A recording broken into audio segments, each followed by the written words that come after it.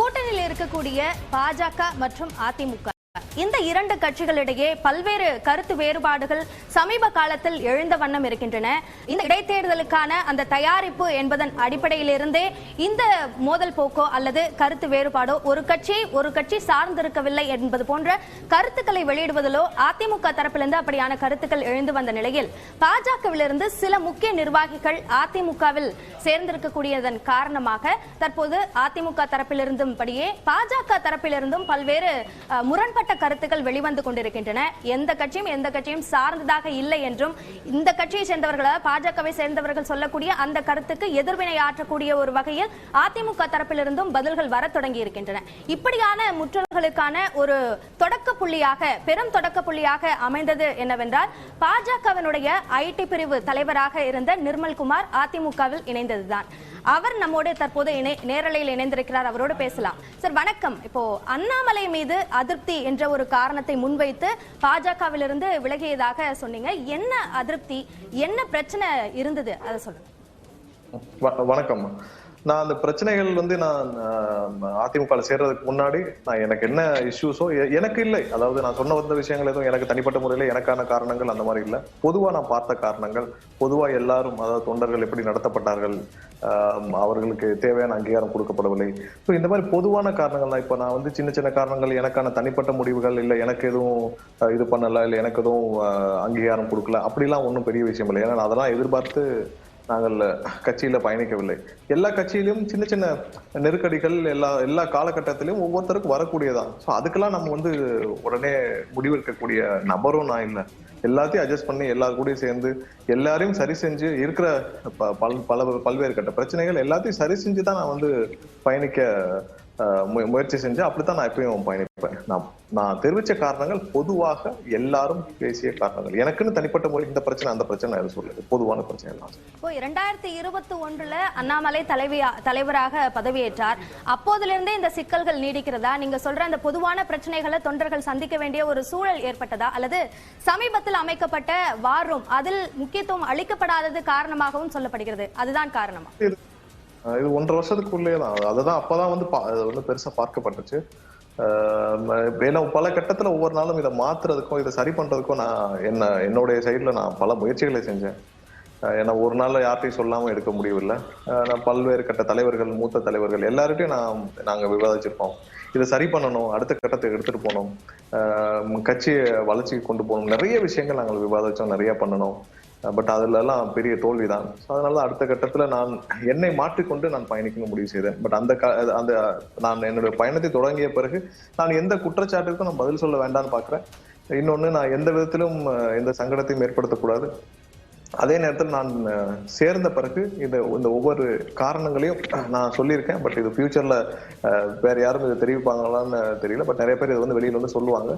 But நான் இதுக்கப்புறம் அதை பத்தி விவாதிக்க வேண்டிய குற்றச்சாட்டை வைக்க விரும்பல அப்படின்னு சொல்றீங்க. ஆனா உங்களோட அந்த விலகல் சார்ந்த கடிதத்துல குற்றச்சாட்டை வெளிப்படையாகவே சொல்லி இருக்கிறீங்க. 420 மலை இந்த மாதிரியான கருத்துக்களையும் கூட சொல்லி இருக்கிறீங்க இல்லையா? இல்ல, நான் அதாவது ஒரு 5 வருஷமா என்னோட பல ஆயிரம் பேர் பயணிச்சிருக்காங்க. இப்ப கட்சியில ஒரு சோசியல் மீடியா டீமை நான் தான் பேஸ்ல இருந்து கட்டமைச்சிருக்கேன். ஒவ்வொரு நீங்க கோபேக் மாதிரி மோடின்னு ஒரு ட்ரெண்டிங் ஆச்சு. நீங்க அதுக்கப்புறம் நாங்க எவ்வளவு கஷ்டப்பட்டோம், ஒவ்வொரு இடத்துலயும் ஒரு கட்டமைப்பை எப்படி உருவாக்கணும்னு. ஸோ எல்லாரையும் நான் கிட்டத்தட்ட ஒரு மாவட்டத்திற்கு 500ல இருந்து ஒரு 800 பேர், 1000 பேர் வரைக்கும், கிட்டத்தட்ட எங்களுக்கு 66 மாவட்டம். ஸோ இந்த மாதிரி நான் நிர்வாகிகளை நான் சேர்த்து ஒவ்வொரு மாவட்டத்திலையும் நான் கட்டமைப்பை பலப்படுத்தி நான் வளர்த்த ஒரு டீம் இது. ஸோ அவங்களுக்கு என்ன இப்படி திடீர்னு போயிட்டா என்ன நம்பி பயணிச்சிருப்பாங்க. நான் ஒரு சின்ன காரணத்திற்காக, ஒரு சாதாரண காரணத்திற்காக நான் போயிட்டேன்னு நினைச்சதுன்னா அது அவங்களுக்கு பெரிய அதிர்ச்சியை கொடுக்கும். ஏன்னா என்னை நம்பி கிட்டத்தட்ட 5 வருஷம் பயணிச்சிருக்காங்க. என்ன அண்ணன் இப்படி விட்டுட்டு போயிட்டாரு அப்படின்னு நினைக்கலாம், இந்த மாதிரி சொல்லியிருக்கலாமே அப்படின்னு நினைக்கலாம். ஸோ அதுதான் எனக்கு ஒரு பெரிய நெருடலாக, பெரிய சங்கடமாக இருந்துச்சு. இவர்களை எப்படி நான் சரி செய்ய போறேன், இவர்களுக்கு என் மேல ஒரு ஆண்டுகளாக அதை சரி செய்யலாம் என்ற ஒரு முயற்சியில் ஈடுபட்டதா சொன்னீங்க. எந்த இடத்துல இந்த முயற்சி பலனளிக்காது அப்படின்றத நீங்க உணர்ந்தீங்க? அது தெரிவிக்க வேண்டாம். என்னுடைய ஆக்சஸ் எல்லாருக்கும் தெரியும், நான் எவ்வளவு தூரம் ஆக்சஸ் உள்ள பர்சன். ஸோ அதனால நான் அது பர்சனலாக தெரிவிக்க வேண்டாம், யாரு என்னன்னு தெரிவிக்க மாட்டேன். ஆனா என்னால முடிஞ்ச அளவு அனைத்து மட்டங்களிலும் மிகப்பெரிய அளவிலும் முதன்மையான அளவிலும் நான் வந்து கொண்டு சேர்த்தேன். இல்ல, நீங்க யார் மீது குற்றச்சாட்டு அப்படின்றத சொல்ல வேண்டாம், எந்த இடத்துல எதனால இந்த நம்பிக்கை இழந்தீர்கள் அப்படின்றத. அதான் எனக்கு வந்து ஹை கமாண்ட்ல எவ்வளவு ஆக்சஸ் இருக்குன்னு தெரியும். அதனால என்னால முடிஞ்ச உச்சக்கட்டம் வரைக்கும் நான் இந்த பிரச்சனையை கொண்டு போய் பேசியிருக்கேன், விவாதிச்சிருக்கேன். உங்களோட எப்படி சரி அப்படின்றது தனிப்பட்ட அண்ணாமலை மீதானதா அல்லது பாஜகன்ற இந்த தேசிய கட்சி மீதானதா? இல்ல, கட்சியில வந்து எனக்கு அதிருப்தின்னு ஒண்ணும் இல்லை. பட் இதுக்கப்புறம் இந்த கட்சியை வந்து சரியாக தமிழகத்துல ஒரு 15 வருஷத்துக்கு ஒண்ணுமே செய்ய முடியாது. இந்த கட்சிக்கு ஒரு ஒரு அந்த அளவுக்கு கடந்த 1.5 வருஷத்துல ஒரு பாதாளத்தை நோக்கி போயிட்டு இருக்குன்னு தான் சொல்லணும். ஸோ அதுக்கப்புறம் இதை பத்தி பேசுறதுக்கு ஒண்ணும் இல்லை. ஸோ நான் எடுத்த முயற்சிகள் தோல்வியானுச்சு. அதுக்கப்புறம் இந்த பயணத்தை நான் மாற்றணும்னு அப்பதான் முடிவு பண்ணேன்.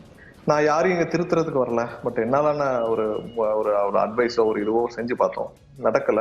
இதுக்கப்புறம் நம்ம யாரையும் திருத்த தேவையில்லை. அது அவங்களுடைய இது பார்த்துப்பாங்க. நம்மளுடைய பயணத்தை மாத்திப்போம். அப்ப கட்சி மீது வந்து அதிருப்தி இல்ல அப்படின்னு சொல்றீங்க. இந்த கட்சிக்காக 1.5 ஆண்டுகளாக ஒவ்வொரு செங்கல்லாக அடுக்கின அப்படின்ற ஒரு விஷயத்தையும் சொன்னீங்க. ஆனா அந்த கட்சிக்காக ஏன் அண்ணாமலை எதிர்த்து தேசிய தலைவர்களிடம் நீங்க அதை புகாரை கொண்டு போகல? அதுல இருந்து வெளியில வந்த கையோட ஏன் அதிமுகவில் இணைந்தீங்க? இல்ல, நான் அததான் சொன்னேன். இந்த புகார்கள் வந்து புகார்ல இதுல இந்த விஷயங்கள்ல என்ன பிரச்சனைகளே நான் பல கட்டத்திலும் எடுத்துட்டு போய் பேசியிருக்கிறேன். நான் யாருன்னு சொல்ல வேண்டாம், ஏன்னா அது ரொம்ப மூத்த தலைவர்கள். நான் எல்லார்ட்டையும் பேசியிருக்கிறேன். என்னுடைய ஆக்சஸ் நான் எவ்வளவு தூரம் யார்கிட்ட எனக்கு எனக்கு எனக்கு என் மேல நன்மதிப்பை கொண்ட மிகப்பெரிய தலைவர்கள் டெல்லியில் இருக்காங்க, அவங்க எல்லாத்தையும் நான் கண்டிப்பா இதை எடுத்துட்டு போயிருக்கேன். நான் ஏன் அதிமுகனா, நான் பேசிக்கலாவே ஒரு வந்து திமுகவை எதிர்த்து அரசியலில் பல வருஷங்களாக பயணித்து இருந்தவன். இன்னொன்னு, அதிமுகவை பார்த்து வளர்ந்தவன் சின்ன வயசுல இருந்தேன். இது இன்னைக்கு வந்து ஒரு மிகப்பெரிய ஆளுமையாக கிட்டத்தட்ட 2017க்கு அப்புறம் ஒரு பெரிய இக்கட்டான சூழ்நிலை இருந்தது தமிழகத்தில். அதாவது அதிமுகவில் மிகப்பெரிய அளவுல பல பேர் அந்த கட்சியை கபலீகரம் செய்ய நினைச்சார்கள். ஆட்சியிலும் பிரச்சனை இருந்தது. இது எல்லாத்தையும் சரி செய்து ஒரு தலைவராக நின்று அந்த 4 வருஷம் இன்னைக்கு வந்து ஒரு லாஸ்ட் மந்த் ஒரு சர்வே கூட இருந்துச்சு. ஒரு 57% ஆஃப் பீப்புள் வந்து இன்னைக்கு வந்து அண்ணன் எடப்பாடியார் தான் சிறந்த முதல்வராக செயல்பட்டான்னு சொன்னாங்க. அந்த அளவுக்கு ஒரு செயல்பாடுகளை இதுவரைக்கும் இந்தியாவில் யாரும் செஞ்சதில்லை. இதுவரைக்கும் எந்த மகாராஷ்டிரா எந்த மாநிலத்திலும் ஒரு இக்கட்டான காலகட்டத்தை ஒரு கட்சி தாண்டினது கிடையவே கிடையாது லாஸ்ட் 25 இயர்ஸ்ல.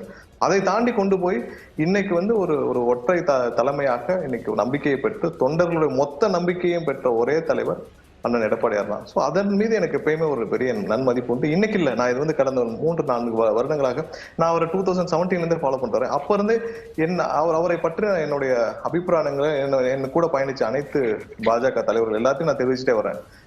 இததான் அடுத்த எதிர்காலமா இருக்கும். இவர் தான் வருங்காலத்துல தமிழகத்தின் எதிர்காலமாக இருப்பார்.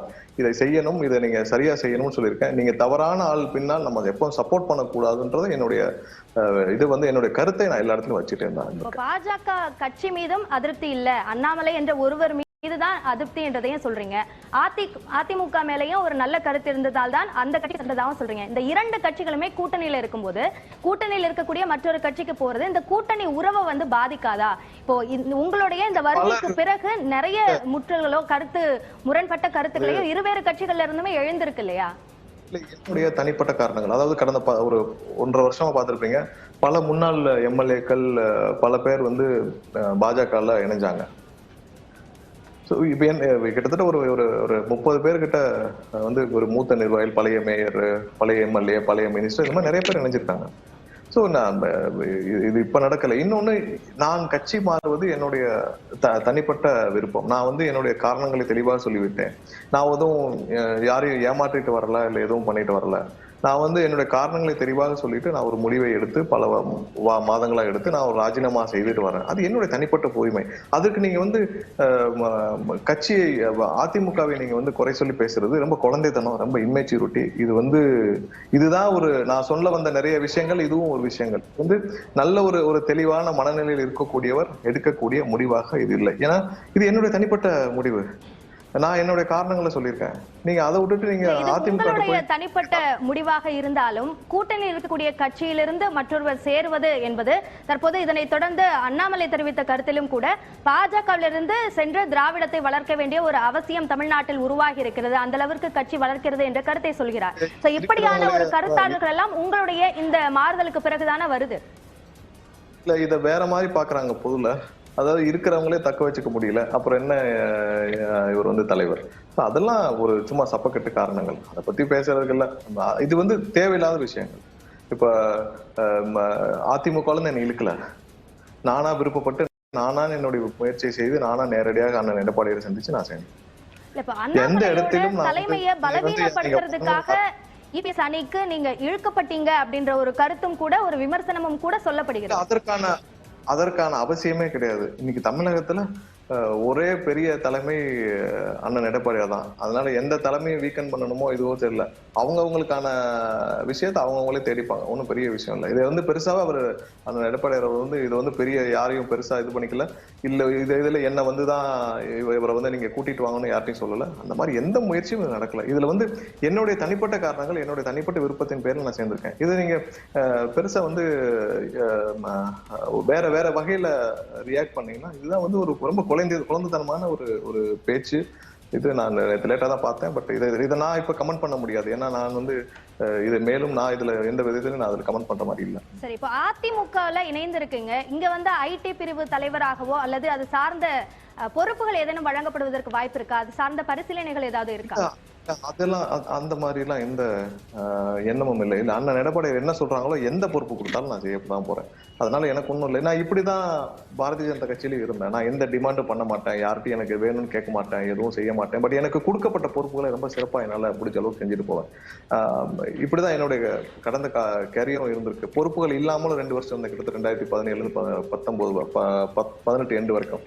ஸோ அந்த காலகட்டங்களில் என்னால் முடிஞ்ச கட்சி பண்ணி எல்லா நேரங்கள்லையும் நான் எல்லா இடத்துலையும் தலைவரோட சேர்ந்து நான் பார்த்துட்டு தான் இருக்கேன். ஸோ அதனால எனக்கு இது வேணும் அது வேணும்லாம் இல்லை. எனக்கு என்ன பண்ணணும்னு அண்ணனுக்கு தெரியும், அவர் பார்த்துட்டாலும் போதும். மற்றபடி எனக்கு ஒன்றும் இதுல நிறைவாக ஒரு கேள்வி. அண்ணாமலை மற்றும் அண்ணாமலையை பொறுத்த வரைக்கும் அவர் நாட்டிற்கு கேடு விளைவிக்கக்கூடிய ஒரு தலைவராக இருக்கிறார் என்ற ஒரு குற்றச்சாட்டை முன்வைத்தீங்க. பாஜகவில் தேசிய மூத்த தலைவர்கிட்ட இதை கொண்டு சென்றதாகவும் சொல்லியிருந்தீங்க. ஆனால் அவர்கள் தரப்பிலிருந்து நடவடிக்கையோ அல்லது இது சார்ந்த நகர்வுகள் இருக்காது என்ற அவநம்பிக்கையில் தான் கட்சி மாறினீர்களா? இல்ல, அவநம்பிக்கைன்னு இல்ல, இது என்னுடைய வேலை இல்லைங்க. யாரை திருத்துறதோ யாரையும் ஸ்கூல் கொண்டு போய் படிக்க வைக்கிறதோ என்னுடைய வேலை இல்லை. நான் இதுக்கு மேல நான் என்ன இது வந்து எல்லாரையும் திருத்துற வேலையா செய்ய போறோம். நம்ம என்னுடைய அடுத்த கட்ட நகர்வுகளை நோக்கி நான் நகரணும்னு பார்த்தேன்.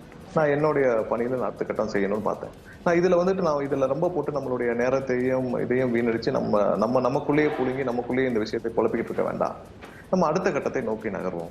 ஏன்னால் இது ஒரு பாசிட்டிவான ஒர்க்கு அரசியல்ல இன்னைக்கு வந்து செய்ய வேண்டியிருக்கு. கட்சியை வளர்க்கக்கூடிய வேலைகள் நிறைய இருக்கு. அதை விட்டுட்டு நம்ம இங்க இருக்கிற இன்டர்னல் இஷ்யூஸை நம்ம பேசிக்கிட்டு இதுக்குள்ளேயே நம்ம குழப்பிட்டு இருக்க வேண்டாம். முடிவில் அடுத்த கட்டத்தை நோக்கி நகரணும்னு பார்த்தேன். சரி, அதிமுகவில் இணைந்தது தன்னுடைய தனிப்பட்ட உரிமை என்ற ஒரு கருத்தை சொல்லியிருக்கிறீர்கள். மேலும் இது சார்ந்து அதிமுக தரப்பிடமிருந்து பல்வேறு கருத்துக்களை அவர்கள் வழங்கியிருக்கிறார்கள். தற்போதைக்கு உங்களுடைய கருத்து என்ன காரணத்தினால் விலகினீர்கள் போன்ற பல்வேறு விஷயங்களை எங்களோட நேரலையில் இணைந்து பகிர்ந்து கொண்டமைக்கு